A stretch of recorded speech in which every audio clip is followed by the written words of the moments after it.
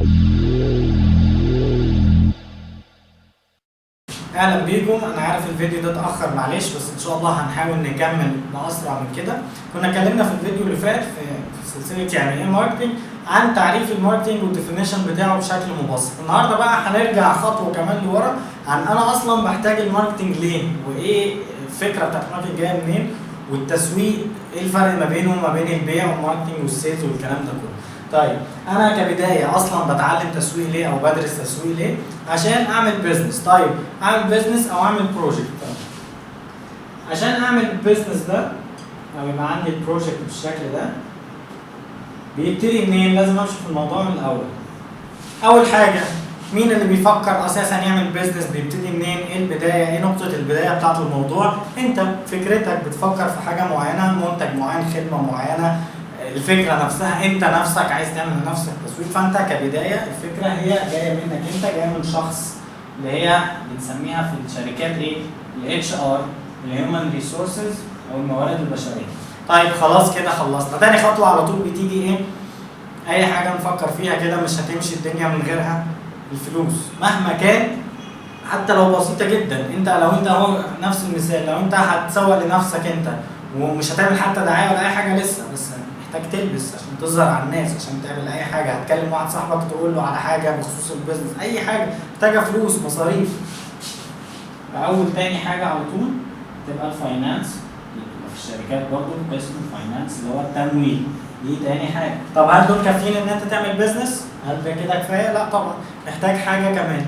ايه هي الحاجه؟ محتاج توصل اللي انت هتعمله. انت عندك فكره طلعت بيها وعندك التمويل البسيط بتاعك، عايز بقى توصلها للناس، توصل الفاليو اللي انت عايز تقدمها، اللي هي ايه بقى؟ الماركتنج او التسويق. الماركتنج الشكل بقى بتاع الفكره والشكل بتاع كل الكلام ده ازاي وهتوجهه لمين والكلام ده كله. الماركتنج في ابسط صوره، حتى هناخد انت عامل كشك، مش هتعمل له دعايه، مش هتعمل شكل الكشك فين مكانه، اليافطه اللي هتحطها دي بقى الكشك. انت دكتور ولا هتعمل دعايه ولا تعمل اي حاجه، يافطتك بتاعتك دي كده عملت ماركتنج، ده دعايه. ابسط من كده، انت راجل هتبيع ساعات وهدوم بين صحابك او بين صحابك، هتعمل ايه؟ مش هتكلم صاحبك وتقول له انا عايز لو عايز حاجه انا عندي مكالمه التليفون دي ماركتنج من غير مكالمه. هتكلم واحد صاحبك قاعدين في قعده، ايه ده انا بعمل كذا كذا، ده ماركتنج.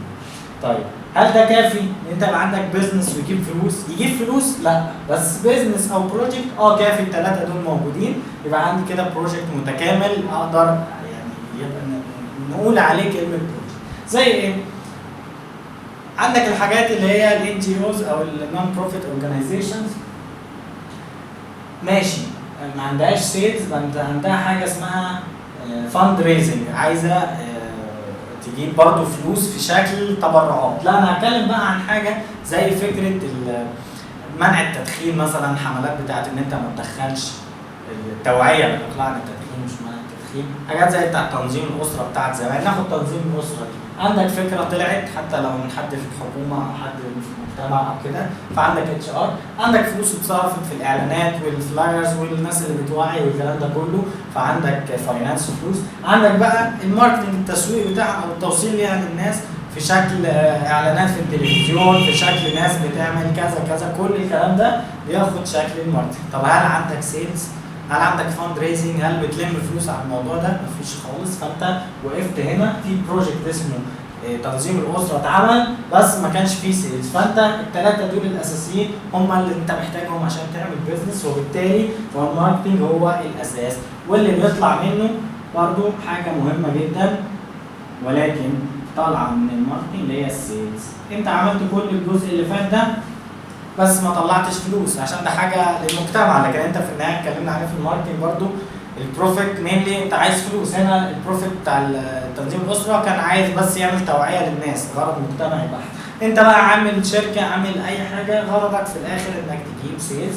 فبعد ما تعمل التسويق بالشكل ده بالكلام ده كله محتاج تجيب فلوس. فمن هنا طلع الفرق بين السيلز والماركت. السيلز هو اللي بيطلع بروفيت، اللي بيعمل ريفينيو، لكن الماركتنج مجرد انك تعرف الناس وتشكل بقى الايديا بتاعتك والفكره بتاعتك، زي ارجع للديفينيشن اللي فات توصل لتعريف الماركت. طيب هل البيزنس كده انتهى؟ لا، عندك برضو انت ممكن هنا ده يبقى كافي جدا. ده لو في حاله مثلا انت بتعمل دعايه لنفسك في انتخابات، كممثل، كحد حتى كورسات، اي حاجه من دي، ده كافي جدا.